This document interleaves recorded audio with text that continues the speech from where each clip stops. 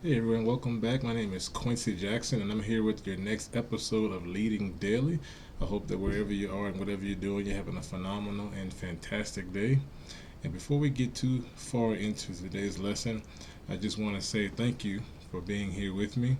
I'm sure you could be doing anything in the world right now, but because you decided to spend some time with me, I'm going to make sure your time is very valuable in today's lesson. So go ahead and grab a pen, grab a pad. If you are not a pen and pad type of person, I just ask that you listen with the intent to apply what you're going to hear because I think it's something that can absolutely change whatever it is that you want to improve, especially if that one thing is to improve yourself and if that second thing is to improve the others around you. So recently I've started to do something a little bit different that I've done in the past, and I hope that it's something that you can also take with you going forward into the future. And that one thing is journaling. Okay? I've always been somebody that likes to take notes and keep a pen and a pad with me. That's why I encourage you to do the same thing. But specifically, what I have decided to start doing as relates to journaling is journaling specifically on the topic of leadership. And I've also recently started to connect with other people who also want to develop themselves as leaders. And through this course of action, I've already discovered some things about myself and where I need to improve and how I can get better. So, what I'm going to actually encourage you to do is start yourself what I've started, which is a leadership journal. So this is my leadership journal. I'm actually on day 7 now, so I've been doing this for about a week. And what I'm hoping to do, and you can see it right there, it says the Leader's Playbook. So that's what I've decided to title my journal. I would encourage you to do the same thing. But what I've decided to do is take notes so that whether it's you or anybody that I meet in person, whether I'm grabbing a cup of coffee, I'll always have something of value that I can share with them.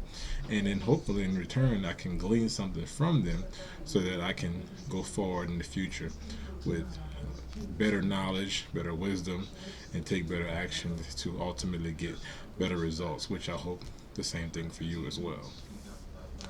Well, let me give you 3 things that I've learned so far as I've decided to start my furthering my leadership development process. And 3 things I believe that all leaders must possess if they want to actually go forward and be more effective in their leadership capacity. And that first thing is compassion. And you might say, well, what is compassion? Maybe you've never even thought that to be necessary for leaders. Well, compassion is simply having sympathetic pity or concern for whatever the suffering or misfortune of others may be.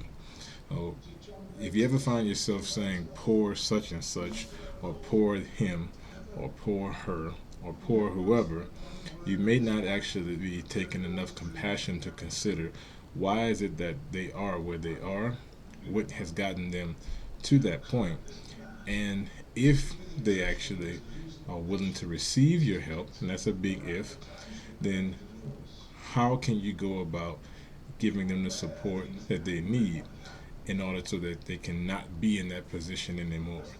But if you don't have compassion to begin with, you're more likely to not have an attitude of how can I serve this person in a way that gives them the ability to go forward and improve and progress and uplift and so forth. So ask yourself, how compassionate am I with other people, either in my family, in my work environment, the people that work for me? Am I actually having compassion for them whenever I see them dealing with the problem or hear about them dealing with the problem of concern for themselves? And then, if you are having that compassion, ask yourself, am I doing enough as their leader or as a leader to help them move past these particular circumstances? Okay. The second thing is hard work. Now, hard work, if you just think about it, is a great deal of effort or endurance, having drive that is what makes work hard. Okay, so if you don't have drive, you don't have the endurance to go the distance in whatever it is that you're doing, then you're probably not working hard enough, or maybe you're not working in the right way. But all leaders enjoy working hard in the right way. It's just making sure that they're working the right way and doing the right things. But nothing of substance and success comes without persistence, which is going to be one of the next things I'm going to talk about. Hard work and hard effort over a particular period of time. So leadership should be hard. Why? Because it pays more. For instance, if you're talking about your bottom line, which is one thing I'm going to talk about in the future video as well, leadership is difficult because it pays more. The more people you lead, and the more people you lead in a greater way, the more leadership is required. Obviously, the more valuable you have become. So always remember that leadership does require hard work from you, but it pays off because it's more value added back to you in return. And then the third thing, as I alluded to earlier, is persistence, which is firm or obstinate continuance in a course of action in spite of difficulty or opposition. And I can see this is coming straight from my journal. Okay, I just started journaling maybe like a week ago. This was from day one, and it just keeps kind of going on and on. So I really hope that if you are taking notes, that you do start your journal, and whether you listen to me or any other leaders that they have on YouTube, that you actually get a vast majority of value from them. But as it relates to persistence, how well do you continue to go forward in the achievement of whatever it is that you set out for yourself? Now, a lot of people like to say that they are going to do something, and they start out slow, as most people do, but then they don't continue and persist when it gets tough.